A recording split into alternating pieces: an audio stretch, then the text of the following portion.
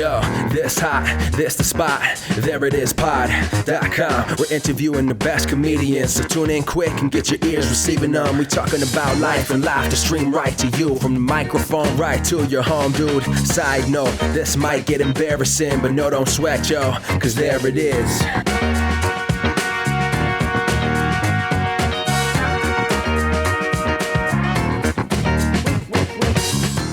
Welcome to the There It Is podcast, a comedy podcast to help you find your inspiration. I'm your host, Jason Farr. Let's do this. Thanks for joining us. Great episode today. It's with Rae Aslesen, who you might know as Tina Tiny from the Tiny Stories SC Lottery ads. But first, a bit of business. We posted last week's episode to our YouTube page. Go to youtube.com/thereitis to check that out, as well as the other stuff we have there. Brother of the show, Trey, has been enhancing recent episodes with clips and other little bits and fun things. So even if you've heard these episodes, there's something new in there for you, so check it out. Again, that's recent episodes on the YouTube page.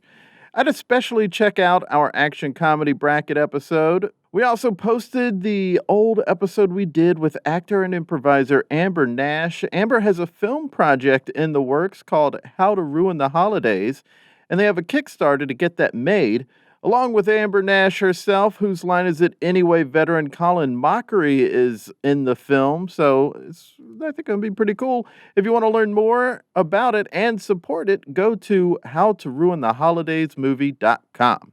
Links to all this in the bio. Speaking of Atlanta-based actors and Dad's Garage improvisers, let's talk about today's episode. I loved this talk. Hannah is great. We talk about tons of things and about how to develop comedy when it's inspired by something that's delicate, like a tragic news story. I feel like we bonded. It was a really great talk. I hope you dig her as much as I do. Here's my chat with Rae Aslesen. You are from Minneapolis, correct? I am, originally. yes, I am.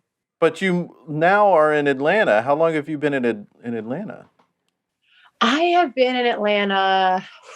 That's a good question. I've been saying 5 years because I think it's around 5 years. I think it'll be 5 years next October. So it's been a minute. Yeah. As you might see over my shoulder, fellow Minneapolis. Is that Prince? That's a Prince painting that it's I got. Beautiful.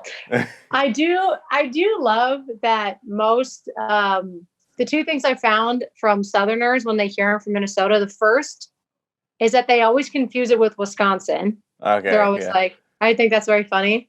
They're like, yeah, you're from Wisconsin. I'm like, yeah, all right, one and the same. And that everyone's always like, oh, I love Prince. Oh, no, let's go. Great. The most famous person from Minneapolis, I guess. Yeah. Yeah, well, no, I get the same thing. I'm in New York now, but anyone that I meet here, they all think North Carolina, and I'm like, well, no, South Carolina is where I moved from. I lived in South Carolina before moving here. But everyone always immediately goes like, you're from North Carolina, right? So I don't know what outside. If you're outside of the South, everyone they know North Carolina and Virginia, and then like the rest of it, the rest of them don't exist apparently. Yeah. What are we to do? The same. It's all one big glob that really just means North Carolina. Apparently. Yeah, pretty much. Pretty much. So you've been in Atlanta for 5-ish years? Yes, correct. What brought you down to Atlanta? Acting, improv and writing. That was always the dream, the goal. And I've been up in Minnesota and been doing it in Minneapolis for a bit. And someone just said, if you're really interested, check out Atlanta. And so then 2 weeks later, I just packed up my car and drove down. I was very much like, let's go for it. Wow, that's interesting. That's very cool. There's Dad's Garage there. So there's a good scene, obviously a lot of acting work is happening there, but there's a really good improv scene there. A lot of really talented folks there. Yeah. What improv were you doing in Minneapolis? Was there a particular theater you were working with? Yeah, it was a little bit of like, so I started at Brave New Workshop, but their shows were pretty, like, they didn't really have open improv, kind of like you see down here. So I started at Brave New Workshop, just taking their classes. And then eventually I moved over to Huge Theater. So Huge Theater is where I started doing something. Yeah. So I was at Huge, and then I started a group, a four-woman, four-person group called Bowl of Chili. And we kind of started performing, anywhere we could in Minneapolis, bars, pizza shops here and there. Awesome. But Huge was, I guess if someone were to ask, I would say Huge was my home theater back in Minneapolis. Yeah. Well, I had Jill Bernard on early in the podcast, and no way. Yeah. Yeah. She's insanely talented. Yeah, we've had a couple of Dad's Garage people on. Amber Nash has been on. Mark Kendall.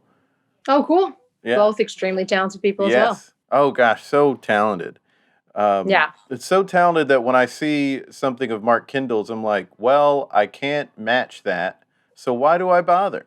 Afraid of losing your Confederate monument? Well, I have a solution for you. Recontextualization. So, your Confederate soldier can stay right where it is, but then you build a bigger statue above it of LeBron James dunking on him. Yeah, why try? I think why try? If it makes you feel any better, I think every entertainer everywhere feels the same way. They see Mark do something, they're like, why try and pursue comedy when this person exists? They got it. Everyone just watch Mark Kendall. Yeah. I'm going to shut it down. Yep. Well, very cool. Why did you choose Atlanta based on that suggestion over, say, Chicago or New York or LA? That's a great question. I actually was more between Chicago and Atlanta than I was LA. I think I thought practically, I was like, LA seems too quick.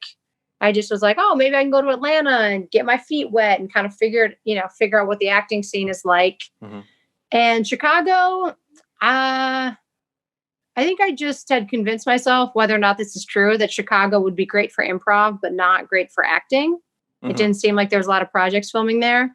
And I wish I could tell you, Jason, that I spent a lot more time, but it really was more of a gut decision. I was kind of like, I think I want to go to Atlanta. And it was pretty impulsive. I was like, yeah, I'm going to go to Atlanta. That seems like a good idea.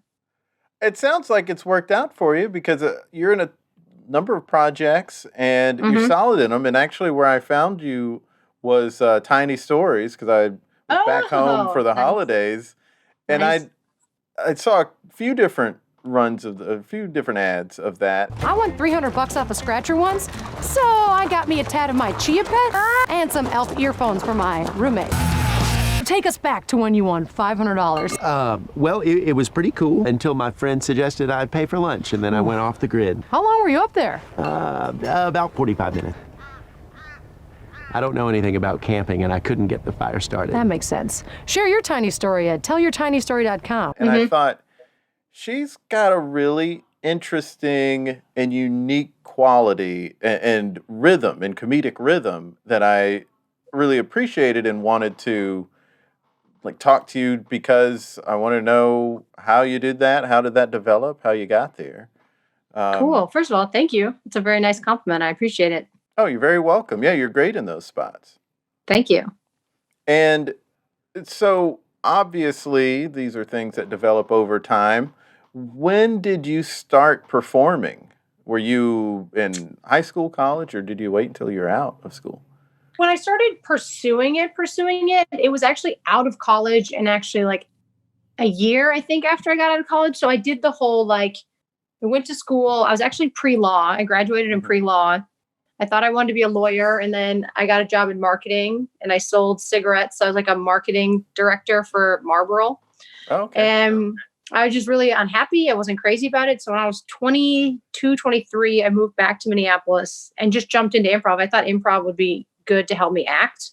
I was like, I've heard this is good. And I really just fell in love with it. The more I kept doing it, it kind of goes back to what you were saying about, I think it really helped me find my voice. I also attribute a lot of what I'm thankful for as an actor now is I never really took acting classes. I took improv. So I understood acting with regard to improv, which was a lot of just react to what's going on in front of you.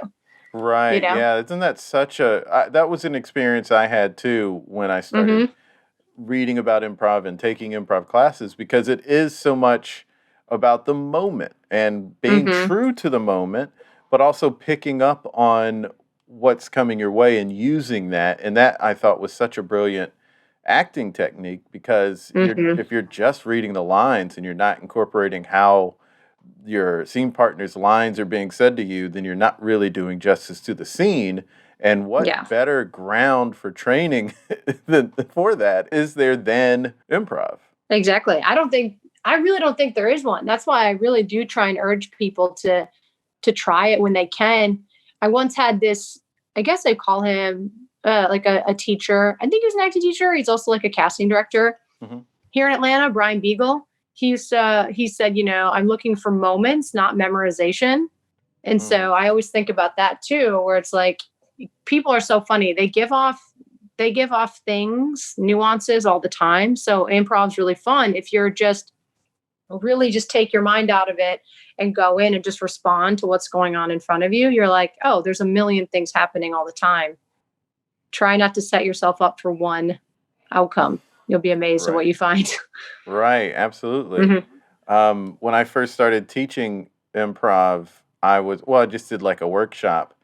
It was from this standpoint of like, well, there are all these different avenues that a script can go in. So here are some lines, basic lines that don't have any clear meaning. So act them with this sort of meaning. And then it was used as a tool to point towards your scene is really not in what you say, but in how you say it and how you're interacting with each other. Yeah. I wish I had all the time in the world to just grind that lesson into myself. I know. But there's not enough time. There just truly isn't. I know. There's a million things we could sit in, but you're like, oh yeah, then there's life and reality. And sometimes you just get caught in it. So there's something, I wonder, I don't know if this is a Minneapolis thing or a Minnesota thing. You kind of have this kind vibe in talking to you, but also from seeing you on Instagram. There's a very sweetness that comes out kind of, I think, naturally. Is that like a Minneapolis thing, or is that a Aslesen thing? That's like first of all, that's just really cute. Is that a Minneapolis thing or is that an Aslesen thing? I do think it's a Minneapolis thing. I don't know if you've ever heard the saying Minnesota nice.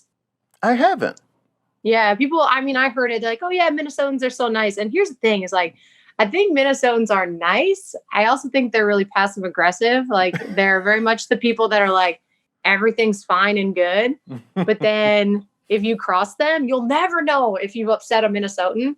But like everyone else around you will know, because they'll be like, oh, did you hear about this? So we seem really sweet to your face. But no, I think it comes. Well, it sounds like I think Southerners. it does. Yeah, I think it's a little bit. That's why I think I fit in. So I'm like, oh, you guys are the same with an accent, different accent. But I guess there's something to be said about that. I also have 3 brothers, and we're all within 5 years. So I think that there's a patience and a kindness that comes from having a lot of siblings around the same age. You just have to share. And after a while, you're like, okay, a little bit of patience there. And that probably also helps you in your improv, being patient and sharing the Very stage. much so. Yeah. Well, and it's like the fun thing that's about improv. Yeah. Patience, and then just being willing to drop your own agenda, right? Like it teaches you a lot about paying attention. Like I always used to talk to students and people about like, if you're listening all the time, with your ears and with your eyes, you're going to pay attention to so many things. And, people are going to reveal a lot to you. And I think there's also to be said about like that kindness aspect is I think the more time I spend around people, I'm pretty good at reading some of the things. I'm like, oh, you're giving off a lot of information right now. You're like, it makes it easier to be receptive to like, they may be telling you they're having a great day, but their body language is telling you something else. And you're like, you lying to me? So yeah.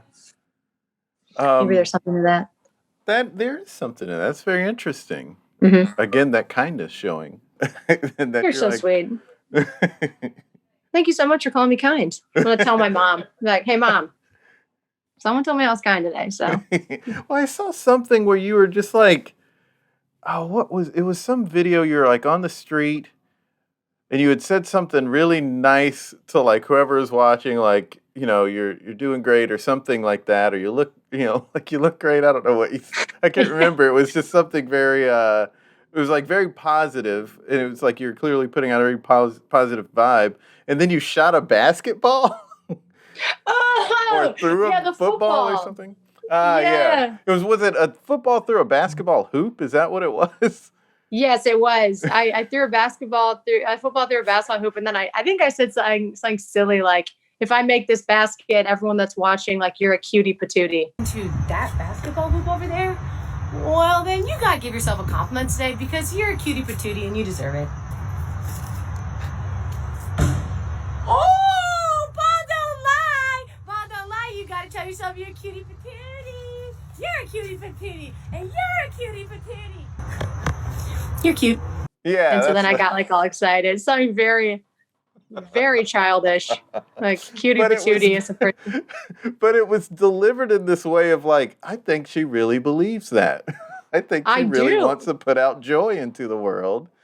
I really do. Like, there are moments where it's like, and you know what? That's funny you say that. I think for a really long time, and I think people feel this, especially maybe as women, but I think I used to always think that being overly joyful and overly positive made me naive and made me seem kind of dumb and made people seem simple.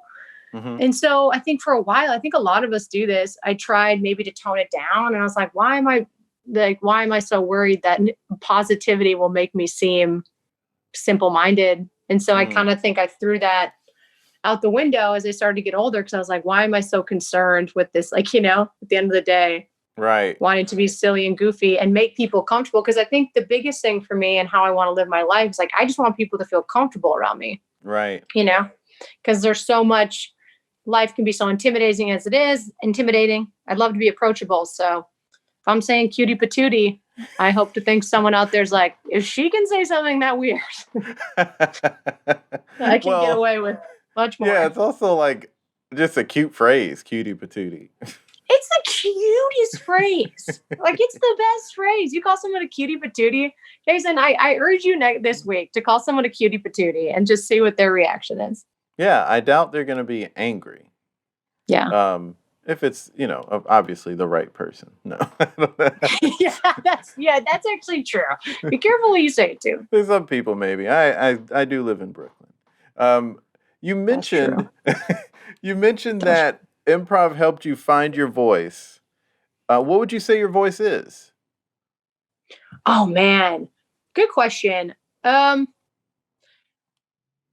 I guess I would try and say, with regards to comedy and how I perform, is I want there always to be an area of relatability. Because what I really love about improv is, there's like this great moment when you get people to laugh because it's them going, at least in my brain, like laughs I get or big laughs are moments where people are like, that's exactly what I was thinking. It's that connectivity, which is always really fun. So I think there's an element of that. Like, it's kind of like, adding some charm and some goofiness, like blending those two in an effort to make it a universal truth for everybody. Mm-hmm.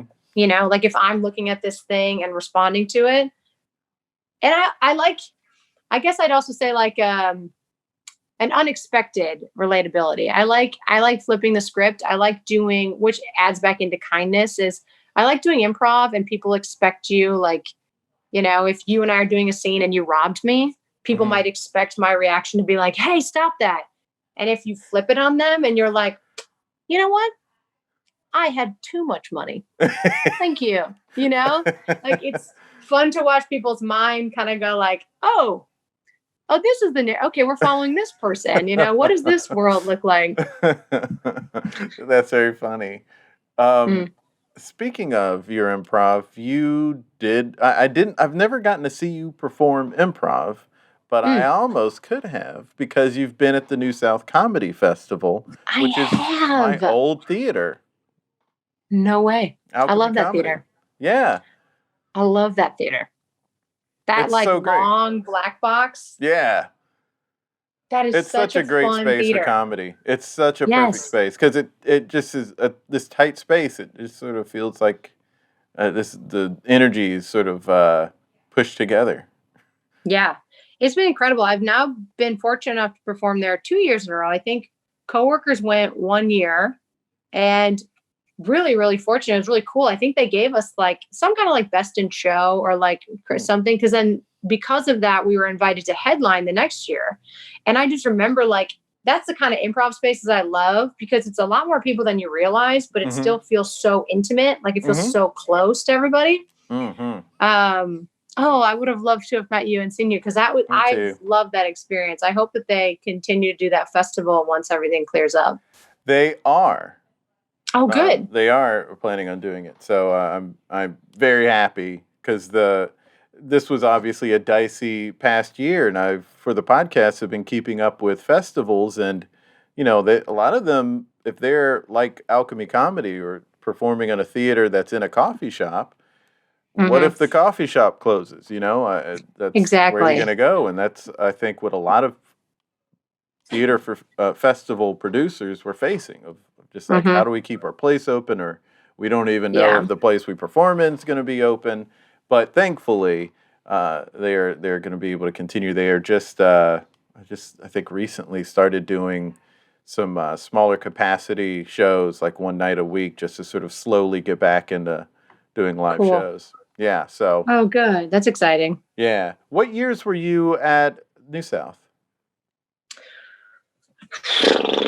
It's been recent. I want to say like 2018, 2019. Okay. Like, because I know I went there. I think it was as recent as 2019. I don't know, because like 2020, who even remembers anything that happened in that year? Right? I know. But I don't. It would have. Yeah, it couldn't have been in 2020 because it's a November festival. We went 2018, I believe. So maybe because I was already living here, and then just some members of my indie improv team went down that year, and really? Okay. In 2018, so we were ships passing in the night. We definitely were. I know 2018 was one of the years I was there. I'm just trying to remember if it was 2017. Yeah. Oh, gosh. That's so funny. Small world. Because it's such a small venue to like be ships in the night with a person. Like we probably bumped shoulders. Right. Didn't even realize it. Yeah. And I'll have to look at if the schedule is still up. I'll have to see what nights we're on. Who are you performing with? The first year it was coworkers. So that's my two-person duo with Jason Velasquez, where I don't know if you've seen this or heard this before, but essentially the idea is that like we ask the audience for a place where two people might work, and Jason essentially plays like a character in that world, and we're kind of following his narrative and his journey, and then I just play all the surrounding characters. Oh, wild. Welcome everyone to the New South Comedy Festival Digital Edition. This is Jason. This is Hannah. And we're coworkers. We're going to do a special coworker set tonight. We're going to do like an improvised news anchors. We also have Madison with us. She is our trusted suggestion giver. Also my roommate. Yep. So Madison, I don't know, what should we report the news on today? Halloween candy. Halloween candy.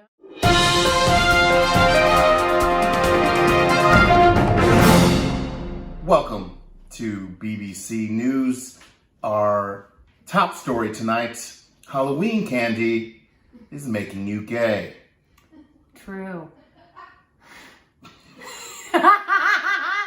Crop tops. Crop tops. Yeah. Our second top story, crop tops, gay.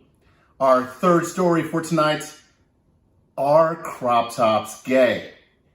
It negates the second story. Yeah. So if he's like at Home Depot, he's got a goal he's trying to reach, and I just happen to be the 4 or 5 other employees or people that he might see. Oh, wow. I would love to see that. That's a very interesting form.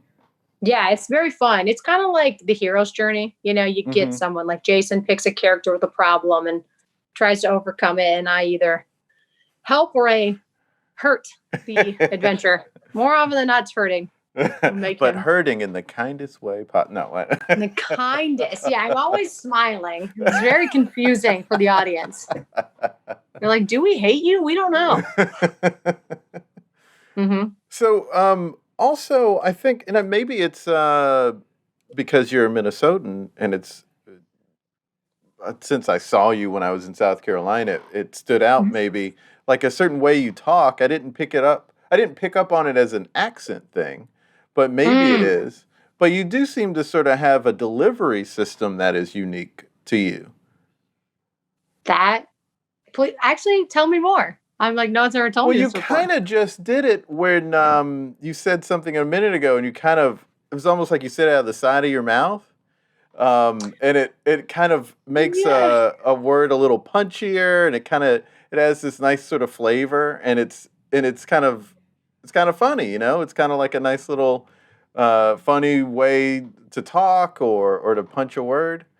And I'm trying to think what else I picked up on in the Tiny ads, but a lot of that was just like good acting. So, but thank you very much. That's very kind. I just think that's like, first of all, I love hearing that kind of stuff, right? Because you don't really watch. I'm not crazy about watching myself, whether on TV or like watching things back. I'm always like, let's get this over with as quickly as possible. So hearing that I talk, because I will kind of like do things in that nature where maybe if I'm making a joke, I might be like, well, you know what like. Yeah. There's a lot of, gosh. Yeah. You know what I mean? There's a lean and there's like, and it's funny you say that. Now I'm embarrassed. Well, now I have been. Sorry, go ahead. Oh, I want to hear what that thought was because the inflection sounded interesting. What were you about to say? I like talking. Are you like a linguistics major? I feel like you have good, like you pick up on stuff. I was also going to say that I do know that a nature of how I perform.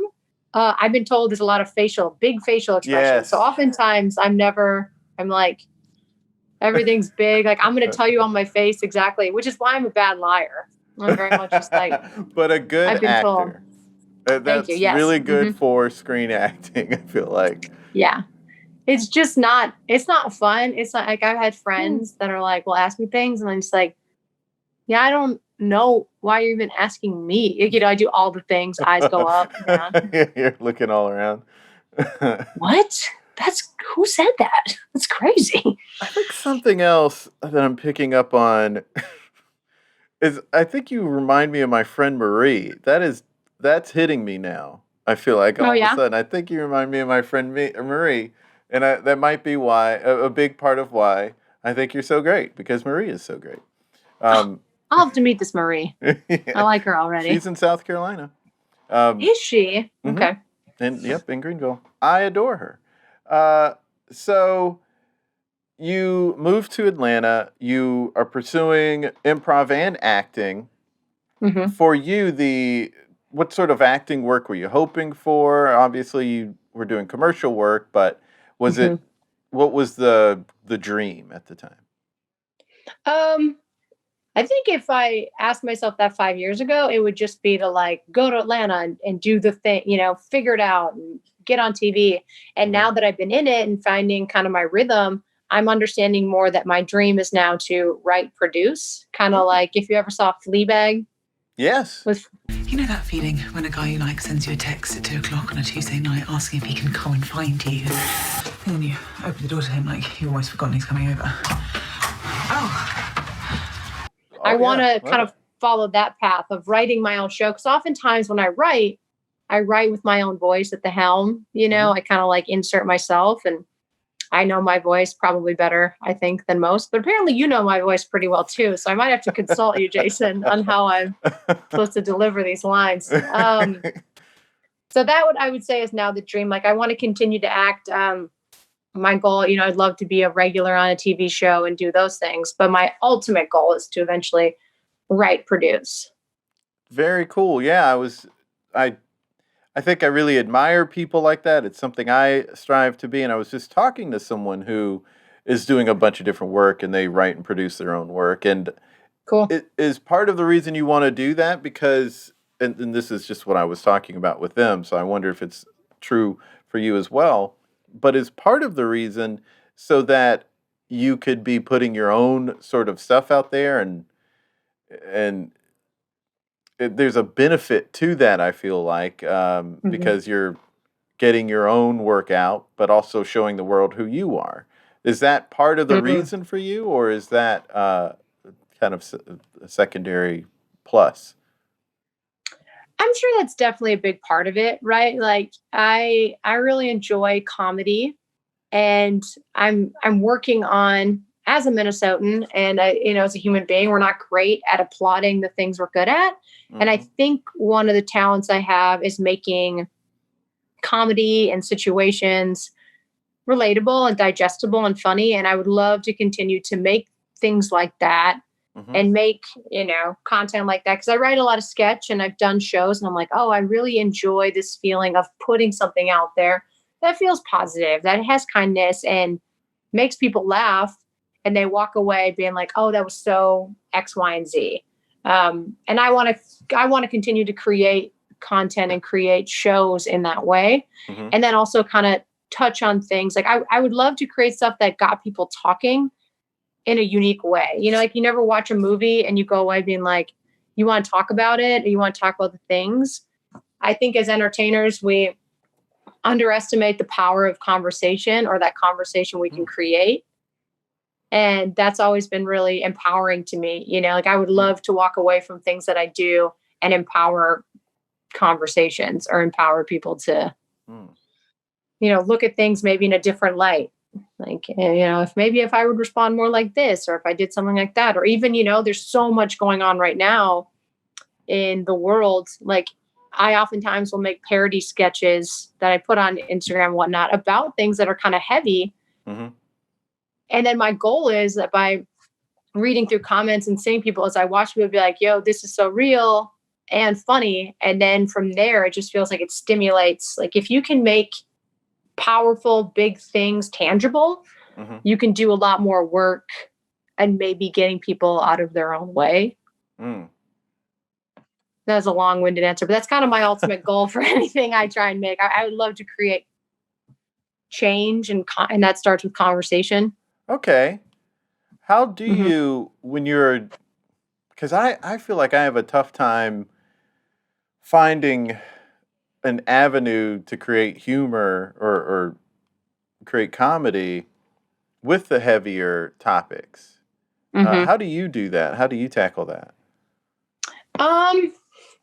Yeah, I mean, that's actually something I really enjoy is, I do that. Like I usually look at something, and kind of try and break it down.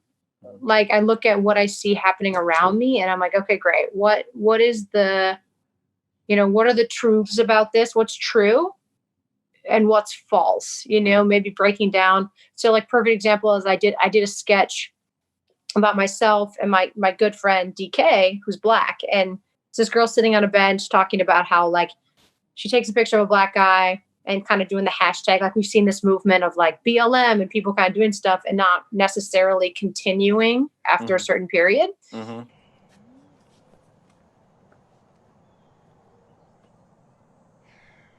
Oh my God. Oh my God. Hey, what the Picture of that. fuck was that? Oh, your shirt. I had to take a photo. Why? Nostalgia. What do you mean nostalgia? No, Black Lives Yeah. Matter. We fixed it. When the fuck did that happen? What do you mean fixed it? Millions of people are dying from it like a disease. It's not fixed. Oh my God. That is so profound. I have to use that as my caption. Oh my God. Hashtag privilege is real. Stop hashtagging. Hashtag stop hashtagging and do something. And with that, I was like, okay, what are the truths? Like, this is a real thing. Black voices are not being amplified. What are some falsities? Like, another truth in that is that like oftentimes white people not oftentimes, most of the time, white people are getting in the way. White women especially are kind of like, hey, that we've always heard the term white savior and different things like that. And I'm like, okay, so here's some truths. What are some false? Oh, that it's white women are the saviors. White women are here to do it. And I'm like, okay, how do I make that a joke? Mm-hmm. But, and I think I'm probably just rambling right now, but it's just the no, idea but I that get what you're talking about. You're sort of like saying, where the maybe a problem area or something like that, or what are the things that people right now think is right, but it's actually not. Like a lot of the, like 10, 15 years ago, it was really popular for people to take mission trips to Africa, but it ended up just looking like some sort of vehicle for them to brand themselves, because they only went on that one trip and they didn't really do a lot while they were there. And then they took a bunch of pictures and then they posted that online. So it seems like this humble brag sort of thing.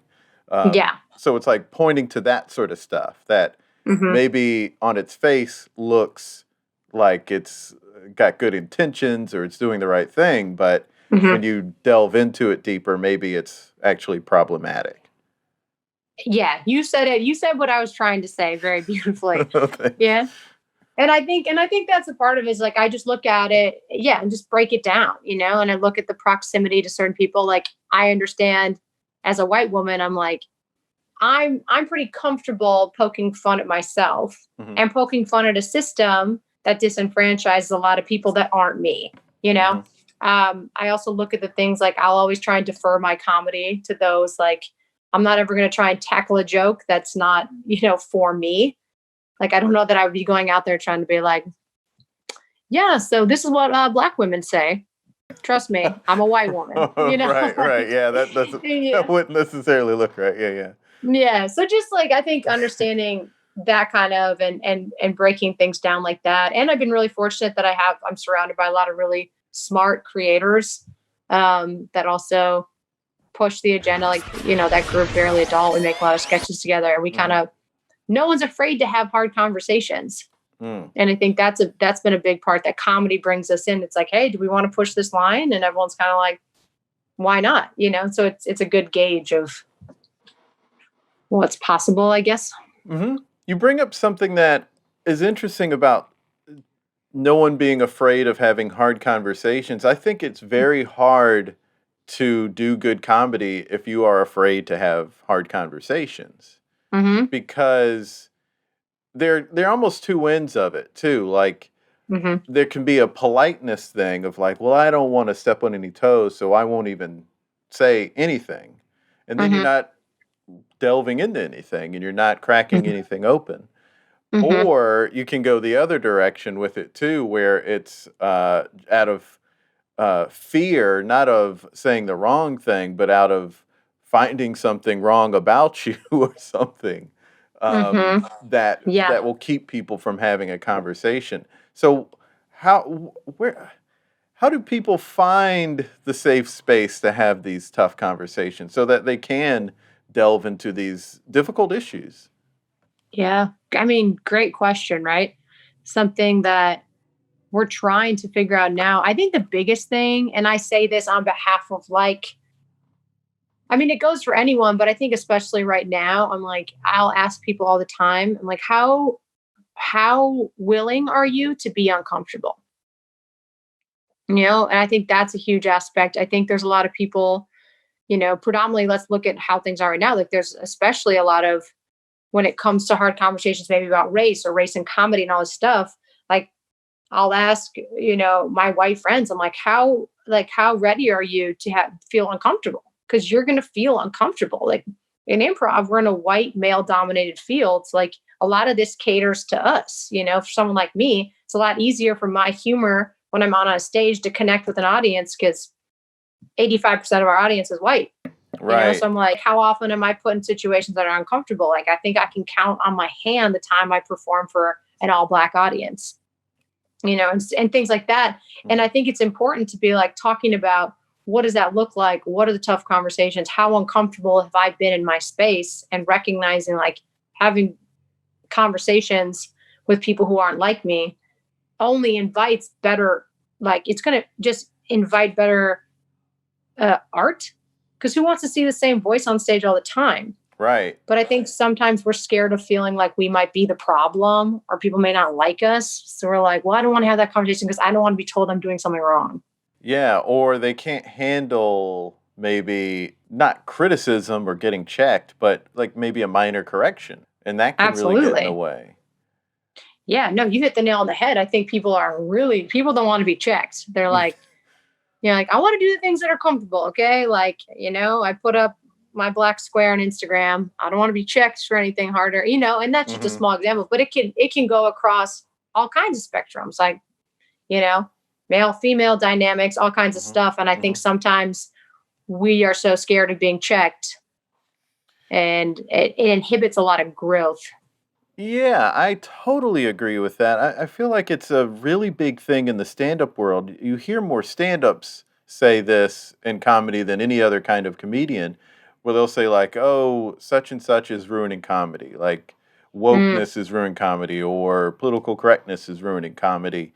When really the problems that they always point to as examples are situations where somebody said something that is on its face offensive and wrong and not even a joke, and someone got criticized heavily for it, rightly so. That's not really an example of you can't really delve into anything difficult in comedy anymore.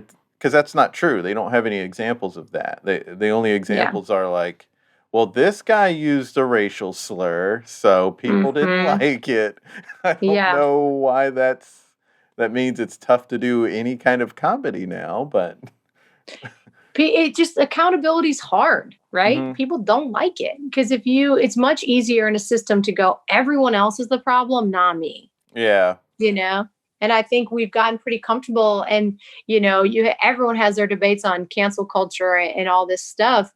And for me, it's like we just have lost a complete amount of accountability. No one wants to sit there and be like, yeah, okay, thank you for bringing that to my attention, And it could serve so much if people were willing to be like, oh, that is not something I experienced before.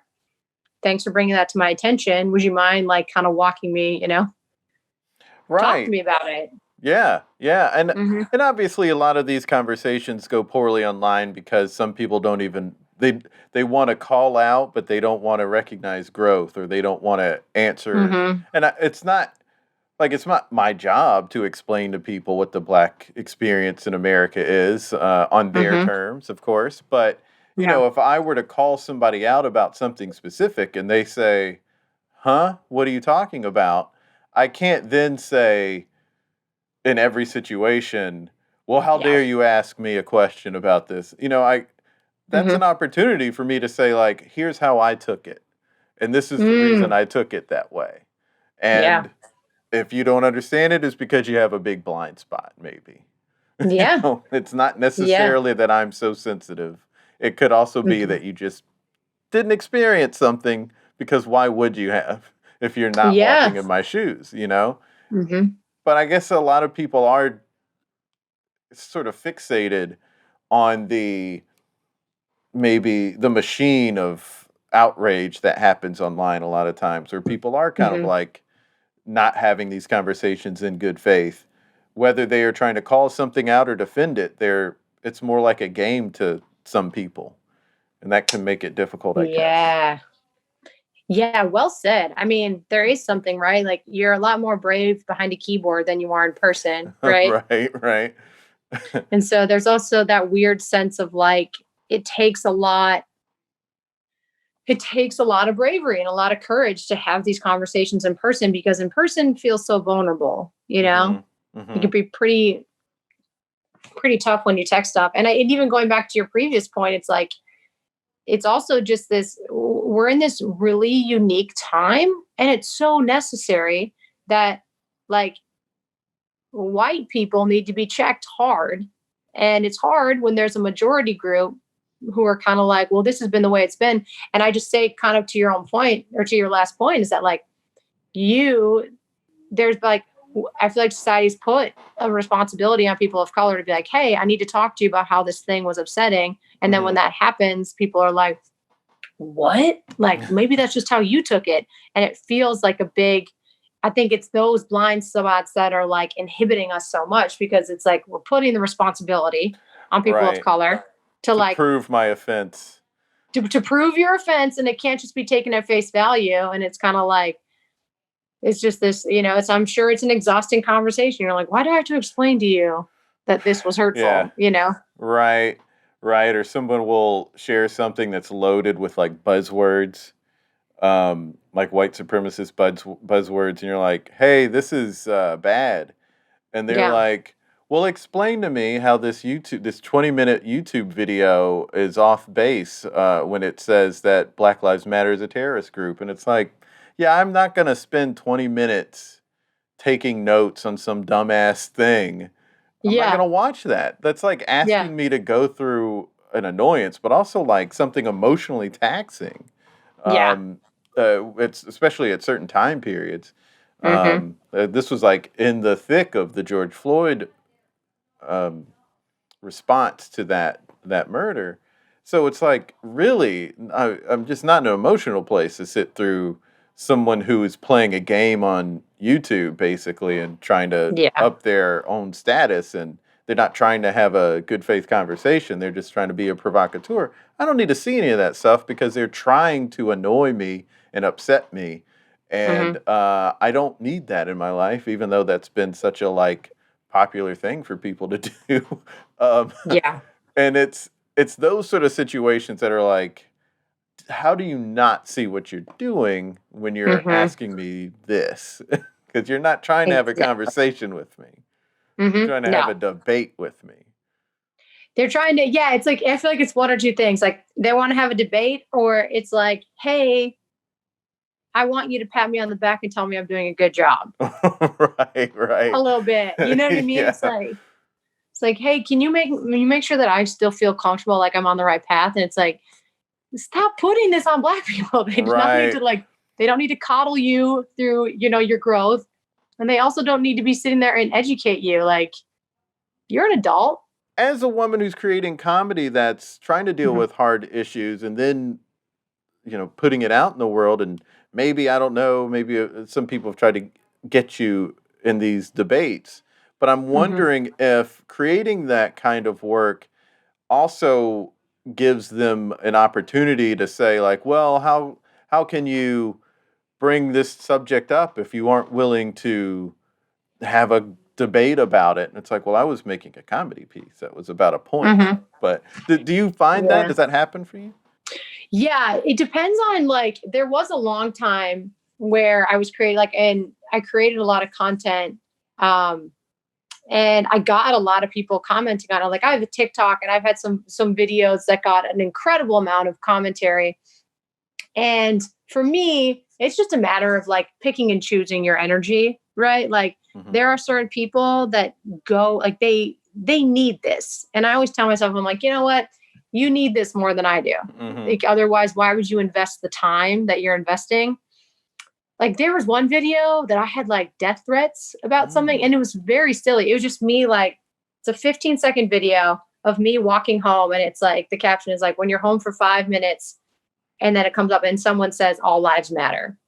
Because, I have like grandparents who have said things like, all lives matter. And the joke is that I take my suitcase and I run off the dock and like jump into the water, like I'm going to swim back to Atlanta.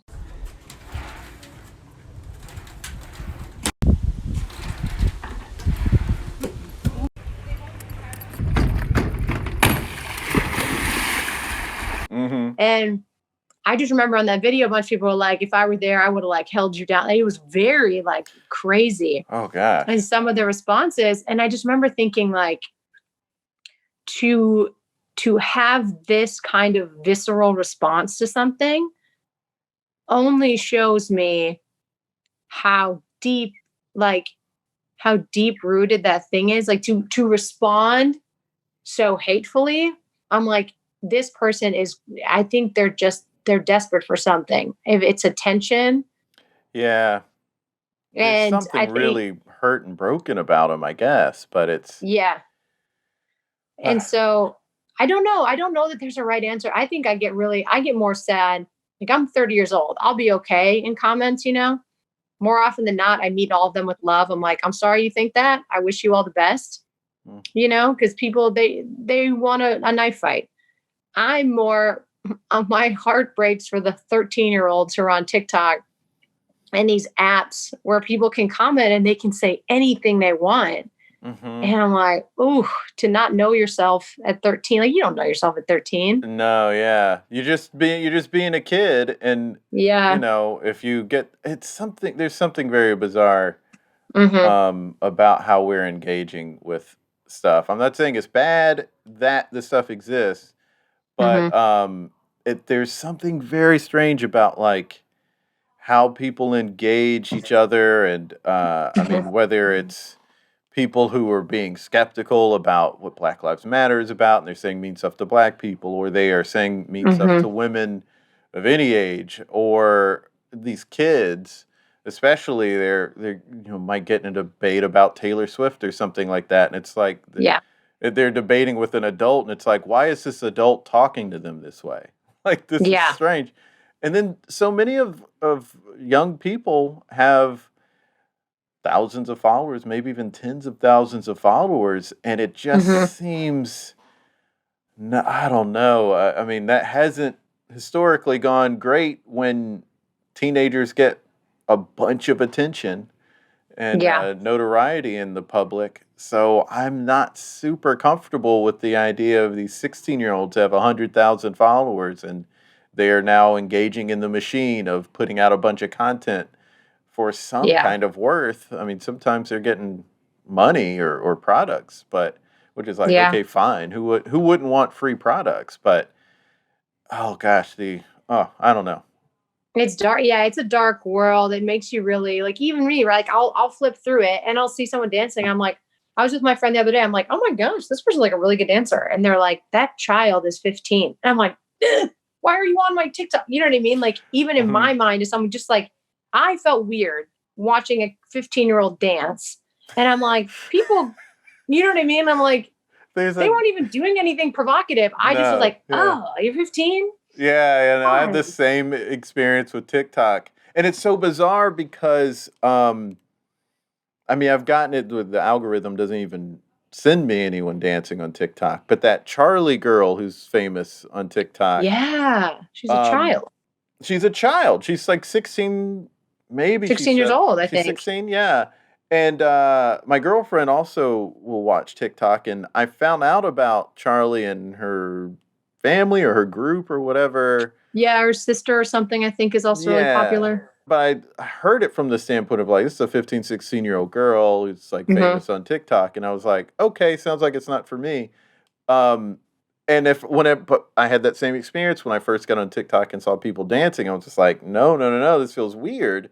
But I saw Charlie on The Tonight Show, and I didn't feel as weird seeing her do the same thing she does on TikTok, but on The Tonight Show, because I guess my brain is saying, like, this is an entertainment show, that it's just showing entertainers doing their thing that they're famous for doing. Whereas in TikTok, it's like, it's my phone.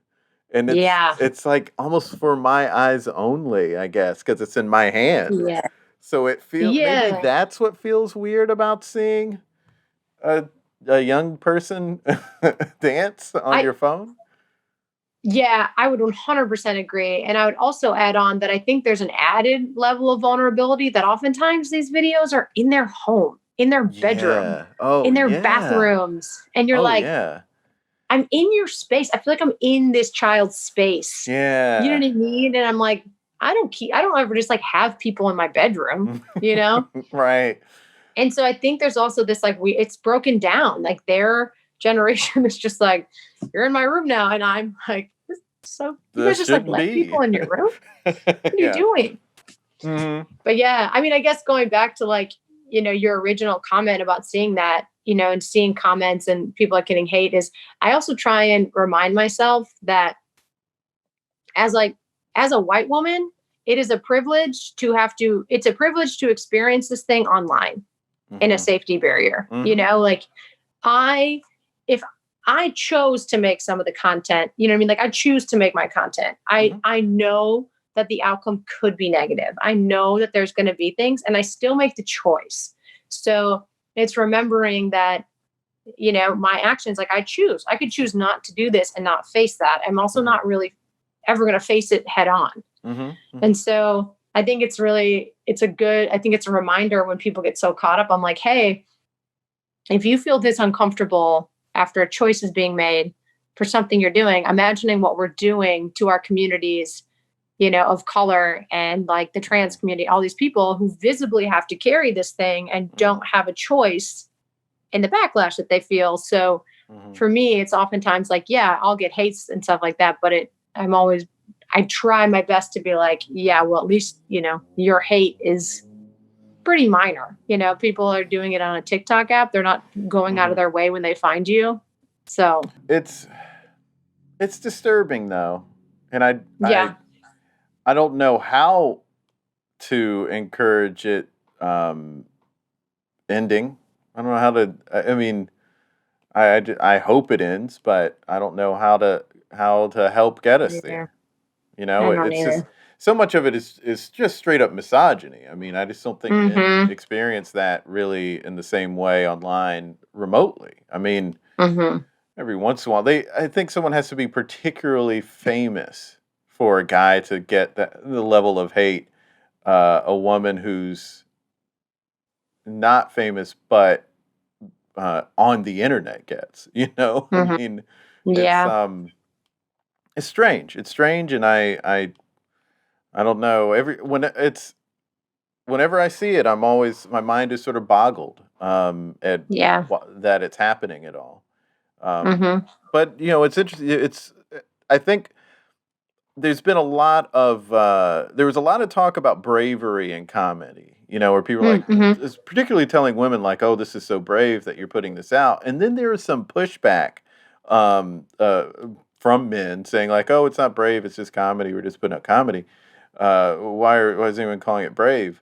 And I think it's because of what you're talking about. You chose to put something out, something that was in your head, something that was personal to you. You chose to make it and put it out, and then got some weird misogyny from it that has nothing to do with the work you put out or your capabilities of putting that work out, which is what men are judged on. But I don't know where I was necessarily going with that, but it just seems like that is the reason it's brave. Yeah. Like, can you believe this woman did comedy? You know, it's. Can you? Yeah, she got up. She went out there and it's like the face putting work out in the face of that is incredibly brave because I don't know that I would do it. Yeah, I mean, and it is. It's like I think Amy Schumer has a great joke about she did the cover of a magazine, and it was like it wasn't nude. It was like, you know, she was covered, but her body was naked. And she said someone came up to her and they're like, "You're so brave," and she's like, "Yeah, that's the thing you want to hear after you do like a nude. It's like you're so brave." Yeah.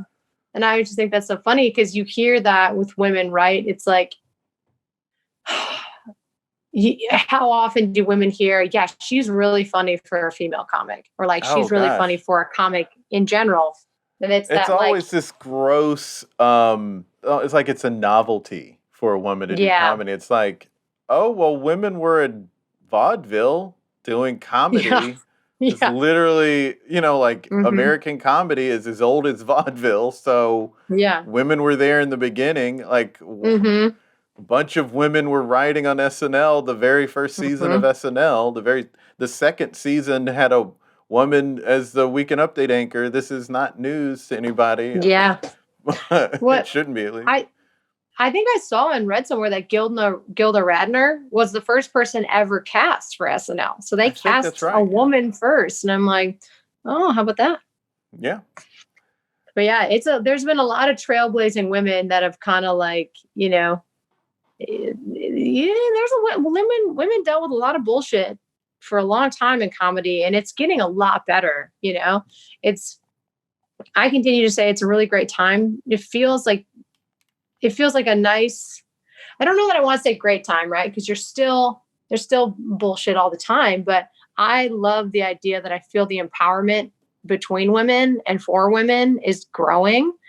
And it's really, really fun to see. It's fun for me to, like, when I was teaching improv and doing it, you just see a lot more women showing up than you do. It's equal. It's like 50-50. And you're like, this is amazing. This wasn't always the case. It's very exciting. That was an experience I had moving here. When I was at Alchemy, at least half of the theater is women. But Really? yeah, I think that's my recollection is that it's like probably mostly women. It just seems like that's the case. Like maybe a 45-55 sort of split or something like that. But I could be wrong. But there weren't as many people of color as me and a couple other people. So then moving to New York, and the split, there's still tons of women, but now it's like so many people of color. And different, not just black and white. Like that's how things can get kind of pared down to in South Carolina when it comes to race stuff. But it's everybody because it's a melting pot. So it was interesting to see that that shift. Cool. Yeah, what's that been like?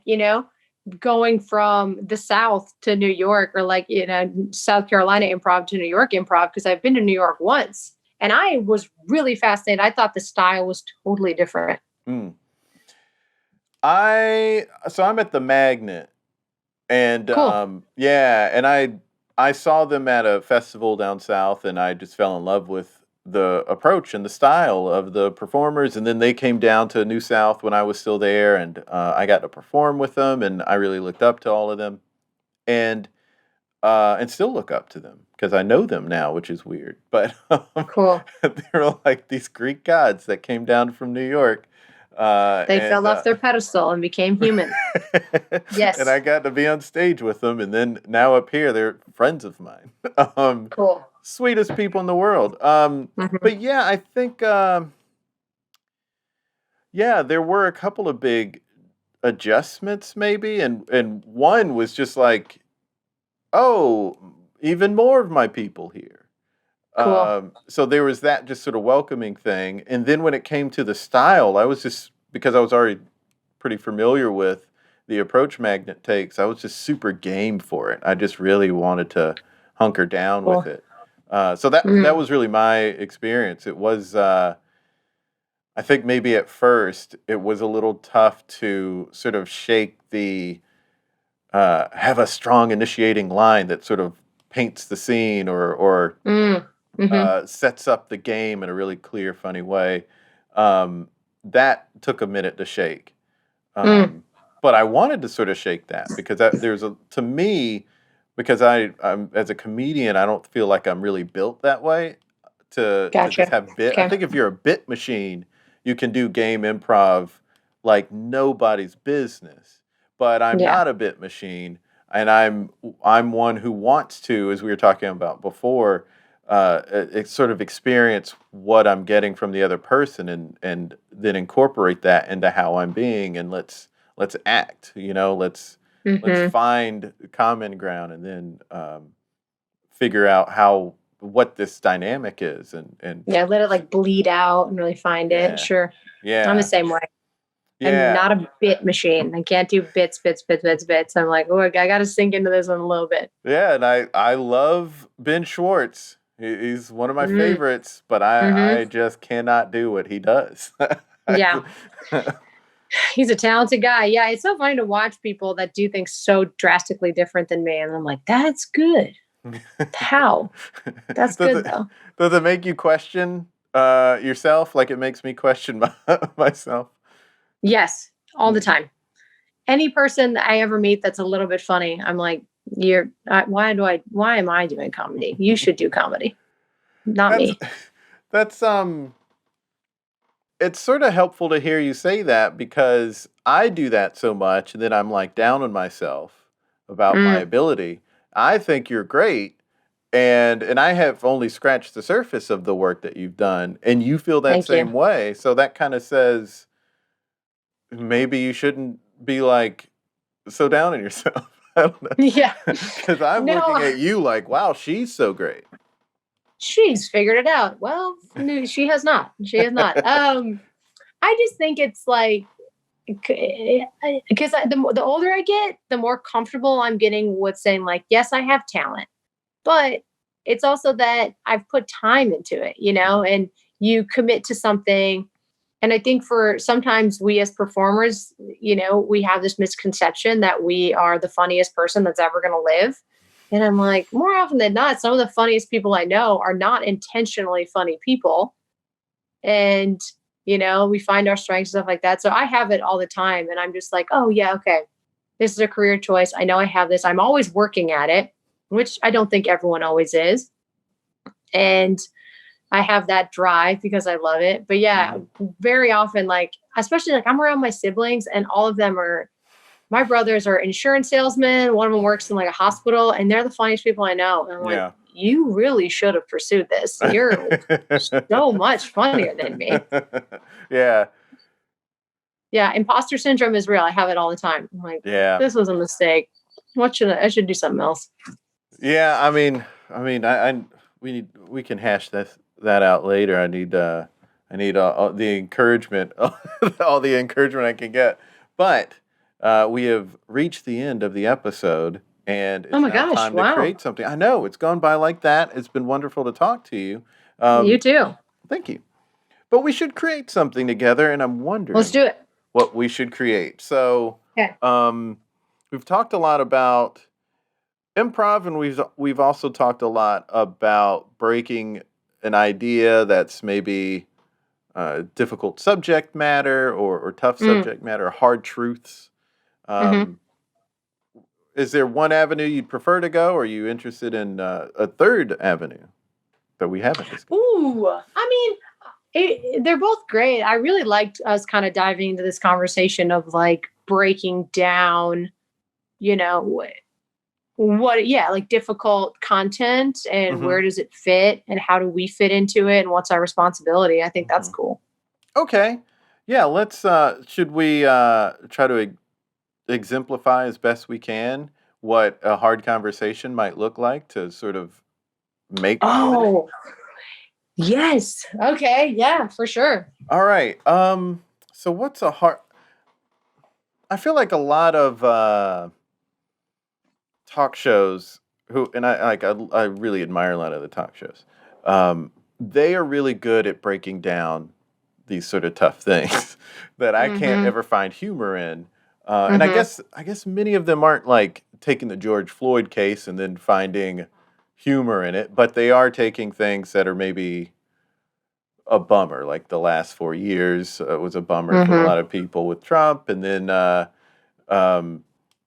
not right now the Matt Gaetz stuff. Like that's really sensitive material because we're talking about potentially very troubling things that are happening to minors. How do you find humor in that? Is there a particular topic that comes to mind that we could try to figure out how to find humor in? Yeah, I mean, it's pretty fresh. I was going to say, I've been kind of like thinking about what I could do, because it's been on my mind, is the young man that was killed in Minneapolis. Dante Wright? Right, yeah. And it came out just that the officer went to tase him and then shot him. Yes. And I mean, that in itself, I hear that and I'm like, how can you not explode this into comedy? You want the world to hear that and not go, what? Right. You've been trained in your firearms for 6 years and more. And that's, so there's something in that if you want to try and tackle that. Yeah. And that, of course, and just for the listener, it's not that we're trying to find humor in what happened to Dante Wright or humor directly in the situation, but it's something that's on our mind, and how does that get computed into comedy? So it's not comedy about the wrong thing, I just want to say. I'm really glad you said that, and I think that's important for me to articulate as well, is that, I'm not never trying to mock the thing and the tragedy of the thing, because this was tragic. This never should have happened. It's now looking at, for someone like me, I see that and like, this is tragic. How do we like, because comedy is in the extremes. How do I take this situation and put it to an extreme, to a point that we're like, you see how ridiculous this aspect is, right? We're all on the same page, you know? And so like you take this issue with this cop and you fixate on that one, like that's that falsehood, right? Like there's a bunch of truths. This is tragic. This shouldn't have happened. A falsehood is that it's common to, mistake your gun for your taser. Right. They're built differently. They weigh differently. Yeah. They actually trained to put the gun on their dominant hand, but the taser on their non-dominant hand. And so they know that it's on their non-dominant hand, and yet still pulled the gun. Yeah. So that's why I say is like looking at that, if like as a sketch writer, I go, great, there's a falsehood.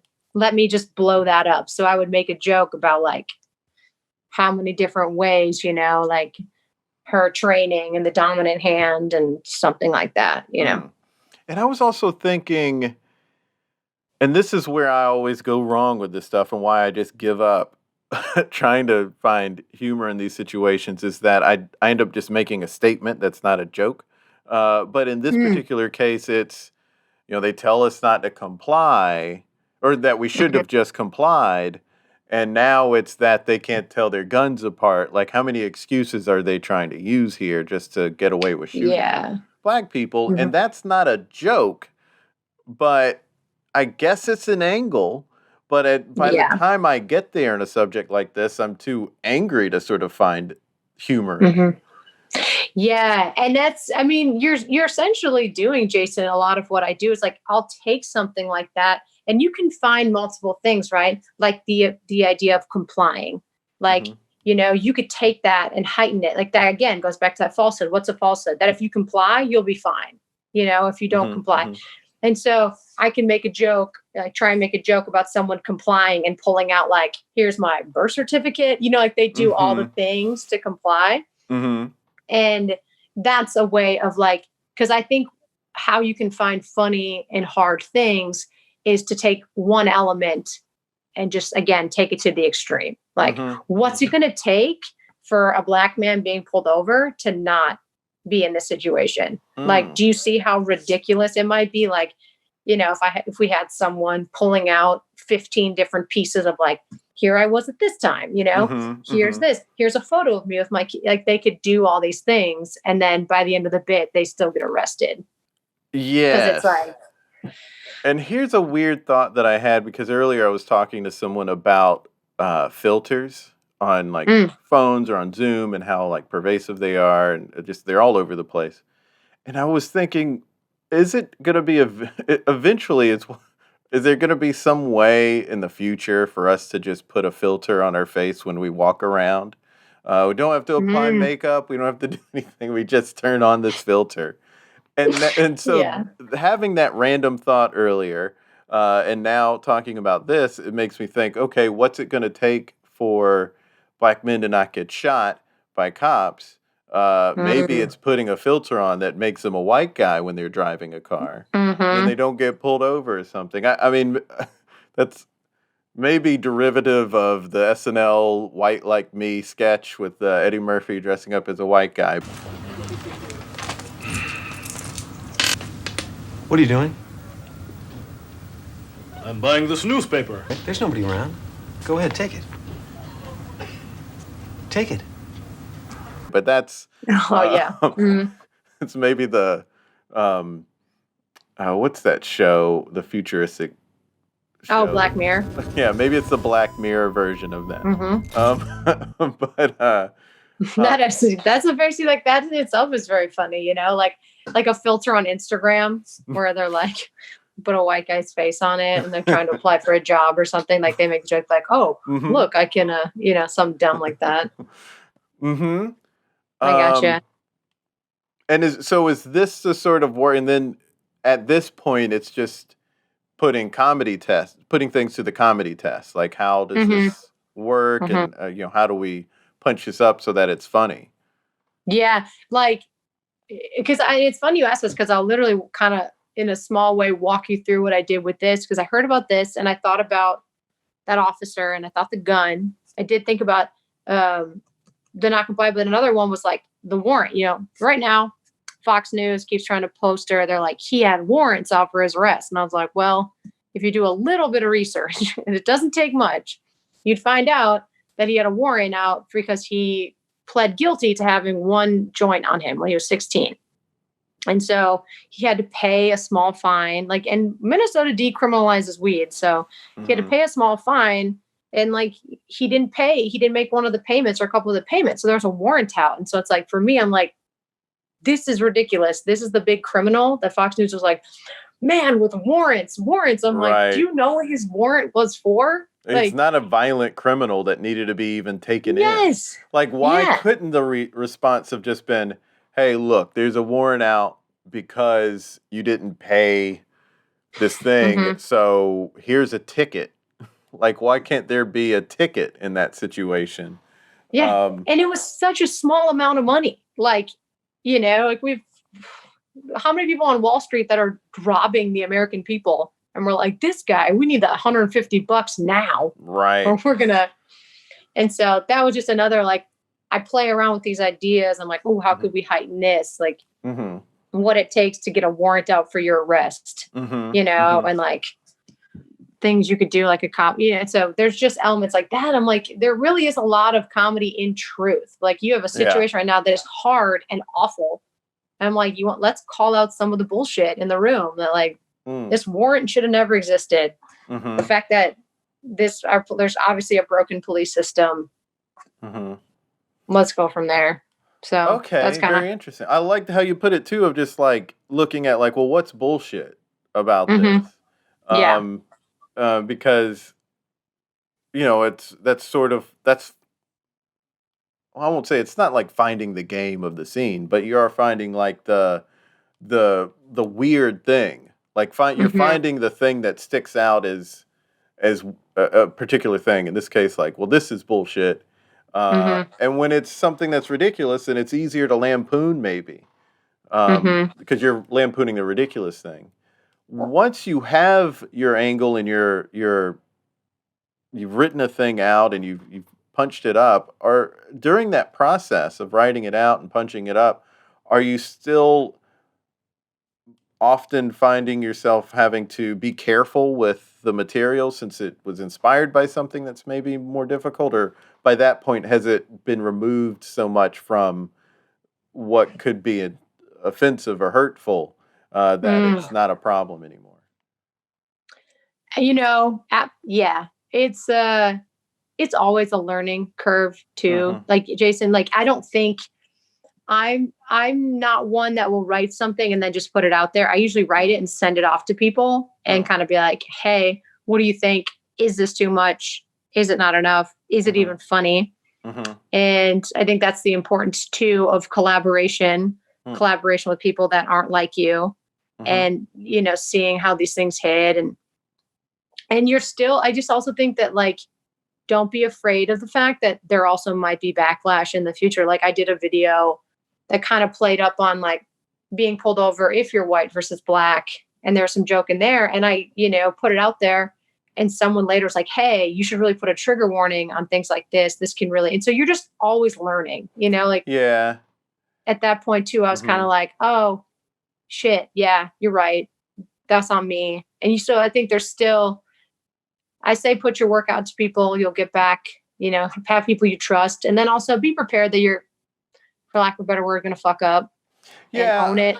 Yeah. I mean, no one's perfect. And I think some of maybe the disingenuous sort of discussions online have made people feel like they can't even make a mistake. You know, one false move and people are going to try to cancel them, because there are unfortunately people who are trying to like create outrage over something that they're not really even offended by. But that's not the big stuff. I'm not pointing to the real situations and saying that that's what's happening there. But I think, you know, there's got to be room for, oh, I could have worded that better.